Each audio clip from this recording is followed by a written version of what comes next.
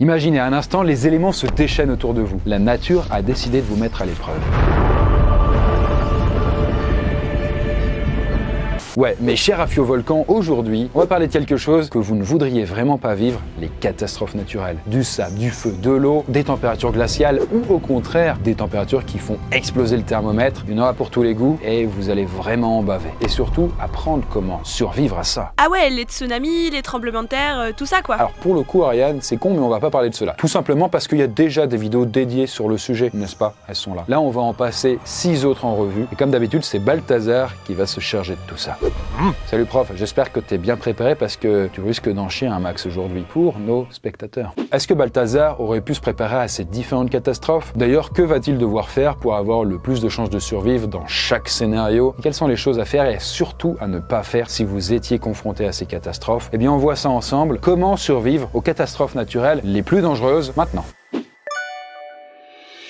Alors on commence de façon assez soft et pour ça on va envoyer Balthazar en Australie et plus précisément dans une région désertique du pays. Même si les tempêtes de sable, ça peut clairement toucher les grandes villes. Et alors qu'il est ici depuis à peu près 2 heures, une tempête de sable se lève. De façon fulgurante, sans crier gare? Alors oui mon petit Ulysse, en fait c'est un paramètre qui fait que c'est assez dangereux. En fait ça peut arriver de nulle part en vraiment quelques minutes. Nous avons vu comme un rideau de fumée qui s'avançait vers nous à grande vitesse. Quelques instants après, on s'est retrouvés en plein milieu de la tempête. Soudain, tout est devenu noir comme si on était en plein milieu de la nuit. Après quelques minutes, une pluie torrentielle s'est abattue sur nous, accompagnée d'éclairs et de violents coups de tonnerre. Et la température a baissé de façon vertigineuse. Après, vous savez, dans la majorité des cas, on peut prévoir les tempêtes de sable, bien sûr.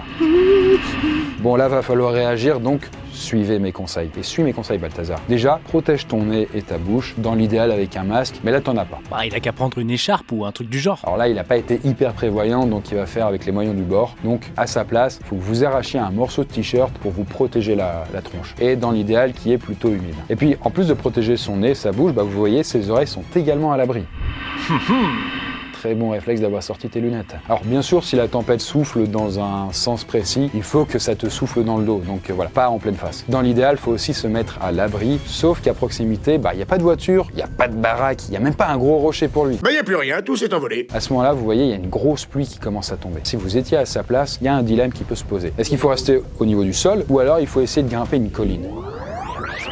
Alors du coup, vous ne savez pas qu'est-ce qu'il faut faire, clairement. Vous avez vraiment paumé. On vous suit et donc on va le faire grimper. D'ailleurs, petit conseil, mais lors d'une tempête de sable, mieux vaut être accroupi en essayant d'être le plus proche du sol. Parce que sinon, les objets peuvent voler et vous percuter. Et en vrai, monter, c'est une bonne idée. La tempête de sable est un peu moins concentrée en hauteur. Donc il y a moins de grains de sable qui vous arrivent dans la tronche et vous vous faites moins ravager, quoi. Mais c'est pas très intelligent s'il y a des éclairs dans ton orage, monsieur Comte. Alors en effet, Ulysse, et dans ce cas-là, monter trop haut, ça peut être dangereux. Mais bon, dans le cas présent, il n'y a pas d'éclair ou de foudre, donc là c'est la meilleure solution. Et puis en s'éloignant du sol, Balthazar écarte aussi les chances de tomber dans un fossé qui pourrait être rempli d'eau. Vous dites mais de l'eau en plein désert, je comprends pas. En fait, tempête de sable, il n'y a pas que du sable, il y a aussi de la flotte qui tombe. Ça peut aller tellement vite qu'il peut y avoir des fossés qui se créent et donc dans lesquels vous pouvez vous embourber quoi. Et ça ce serait chiant. Bref, en tout cas après avoir suivi tous ces conseils, Balthazar a enfin de la chance parce qu'au sommet de sa dune, il trouve une Jeep abandonnée. Mais ça fera un très bon abri le temps que ça passe. Une grosse heure plus tard, ça passe vite, hein. La tempête se calme et là notre bonhomme peut enfin reprendre la route. Un peu secoué mais sans blessure. Mais après cette mise en bouche, assez douce, hein, on monte sérieusement d'un cran. On laisse clairement le sable et la chaleur et nous allons dans les températures fraîches de la neige. Là, vous voyez, Balthazar profite de ses vacances pour faire un peu de ski dans les Alpes et à un moment, il décide de faire du hors-piste. Et alors qu'il dévale une pente, il entend un bruit sourd, le sol trembler et là, il comprend que c'est une putain d'avalanche qui se déclenche derrière lui. Alors, le premier conseil vital à faire, si vous étiez dans son cas, c'est de vous barrer latéralement. Et c'est ce qu'il fait. Car en fait, la masse de neige d'une avalanche a une certaine largeur, mais c'est pas toute la montagne qui glisse, hein. C'est juste une petite portion. Malheureusement, malgré ce conseil-là, il n'a pas le temps d'en réchapper et il est emporté par le courant de neige. Le deuxième conseil, c'est de déclencher son DVA. C'est quoi encore ce truc? Alors ça veut dire détecteur de victimes d'avalanche, qui envoie en fait un signal radio bien particulier pour se faire repérer. Mais il n'en a pas.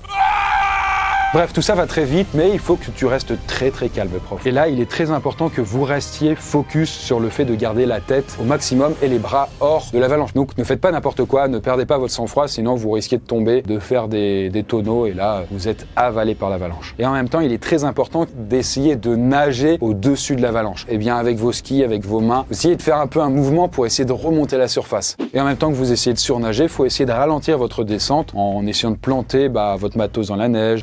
Flexion, piqué du bâton, extension. En essayant de s'accrocher à des morceaux d'arbres. Voilà, tout ce qui peut passer aux alentours.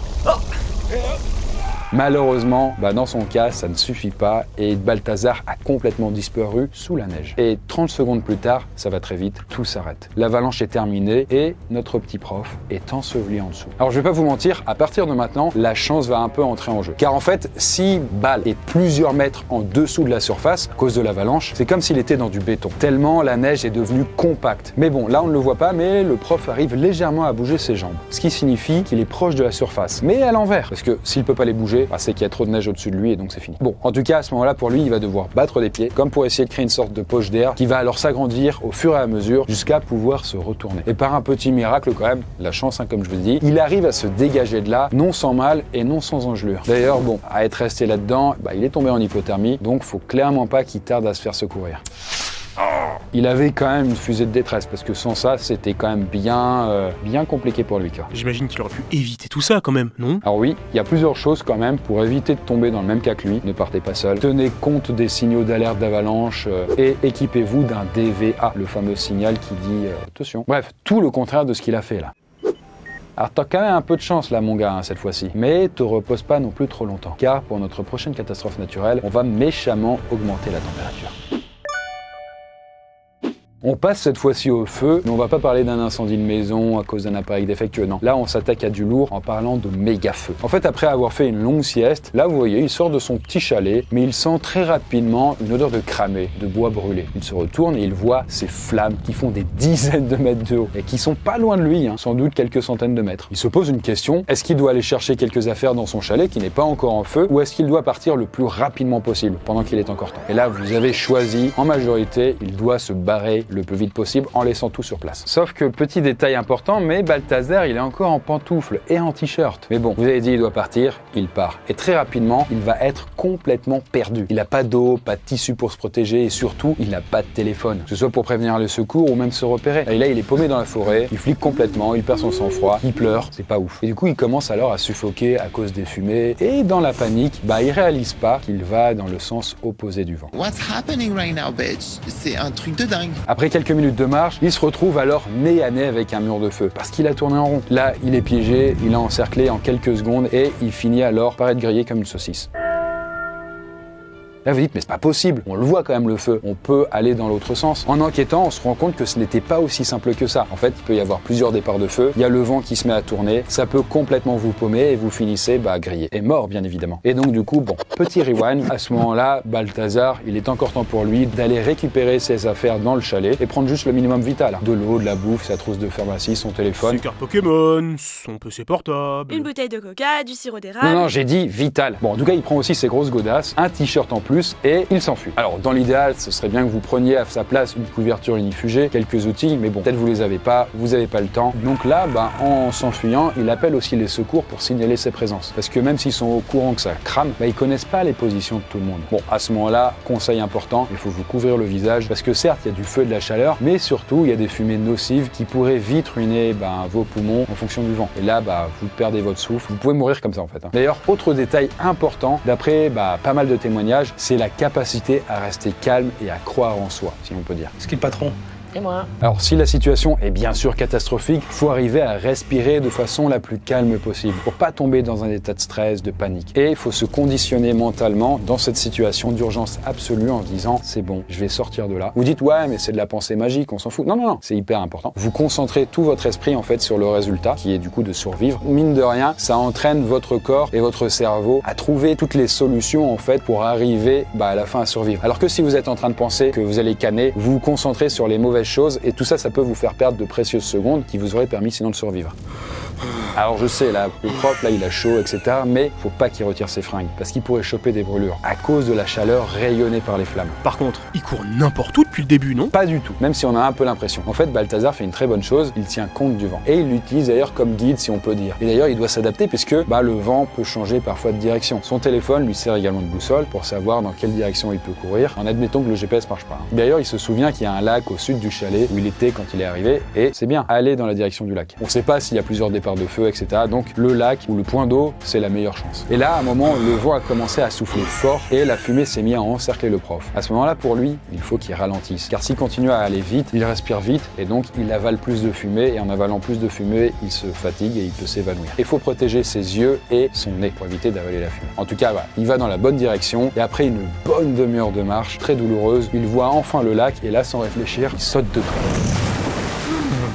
Après, dans le cas extrême où vous êtes piégé à cause du feu, il y a une solution qui paraît bizarre, mais il faut s'enterrer. Comment ça, s'enterrer? Alors je t'ai dit que c'était bizarre. En fait, dans ce cas-là, il faut creuser un trou profond et il faut se couvrir un maximum en étant face contre terre et en respirant dans un tissu. Et là, vous avez une petite chance de pas cramer. Même si, je vous le cache pas, la chaleur sera quand même assez insupportable. Et de longues heures plus tard, il se fait enfin récupérer. Heureusement, il n'est pas déshydraté, mais il a quand même pas mal de blessures et de brûlures. Donc direction l'hosto.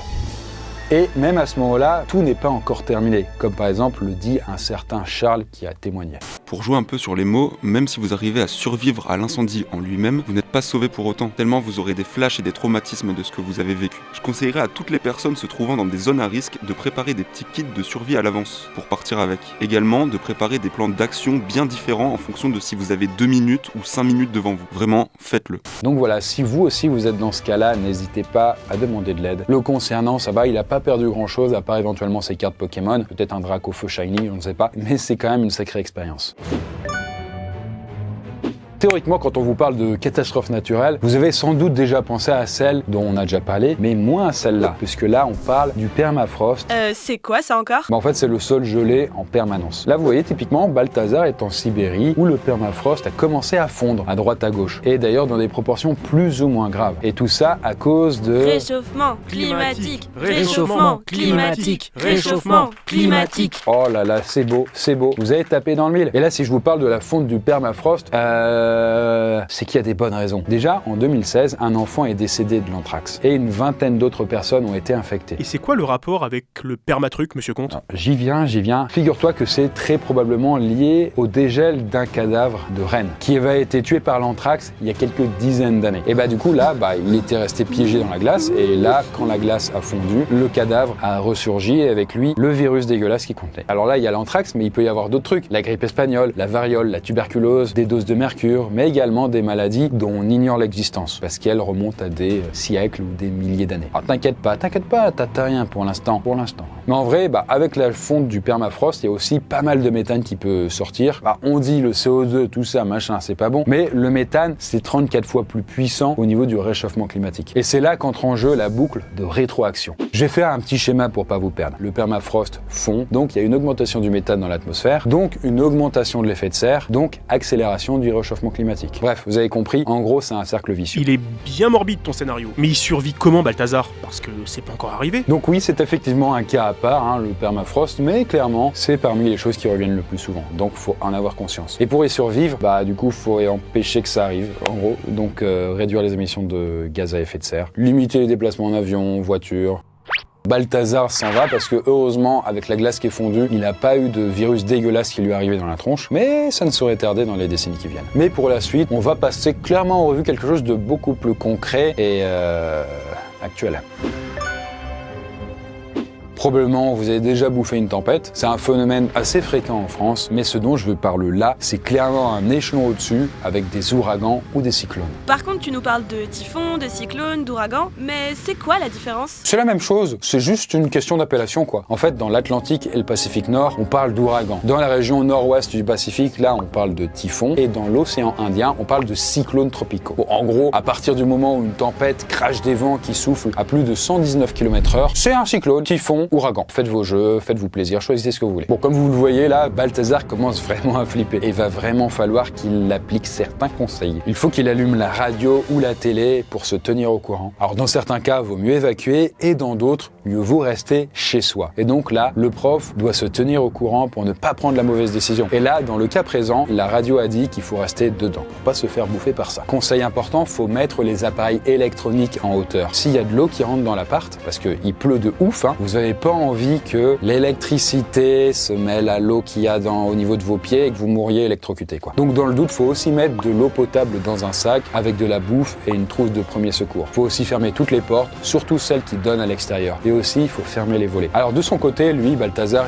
il est au rez-de-chaussée, donc il n'a pas besoin de bouger. Parce qu'on conseille dans la plupart des cas de se réfugier au niveau inférieur. Ce supérieur, il y a quand même un risque qu'il soit arraché. Voilà. Malheureusement, et comme vous pouvez le voir, on n'est pas dans la plupart des cas. Car la flotte, là, elle est rentrée par on ne sait où, donc hors de question de rester là. Et pour lui, il va falloir monter d'un étage. Et du coup, à ce moment-là, faut pas sortir parce qu'on peut avoir des rafales qui sifflent à 300 km/h. Et à 300 km/h, un couvercle de poubelle ou un panneau routier qui t'arrive dans la tronche, la fin est assez évidente, quoi. Vous êtes satellisé. Donc voilà, pour plus de sûreté, il grimpe d'un étage. Et là, notre cher Balthazar est dans une situation tout aussi critique. Là, en effet, conseil important, il faut s'accrocher à la chose la plus solide qu'il y a. Et là, c'est un radiateur en fonte le cas présent. Et il faut qu'il tienne bon le plus longtemps possible. Bon, là, le typhon s'étant calmé pour de bon, notre prof est monté sur le toit pour essayer de se faire repérer par les secouristes, hélico, tout ça, mais en vain. Et donc, il va devoir attendre plusieurs heures et boire l'eau qu'il a gardée précieusement avec lui, quoi. Mais au bout d'un moment, l'inondation au niveau du sol s'est barrée et il peut alors redescendre à pied. Et après une longue marche, il aperçoit un centre de secours au loin. Mais il y a une énorme étendue d'eau qui l'en sépare et il hésite quand même à pouvoir taper une petite brasse pour gagner du temps en filant tout droit. Une fois de plus, vous rentrez en scène et c'est vous qui avez tranché. Et là, Balthazar, il est déshydraté et à bout de force, mais pour vous, c'est plus safe qu'il fasse un détour et qu'il y aille à pied, à la marche, plutôt qu'aller dans l'eau directement. Et vous avez sans doute fait le bon choix, car en vrai, on ne sait pas ce qu'il y a dans l'eau. Il va y avoir des requins? Alors non, il n'y a pas des requins.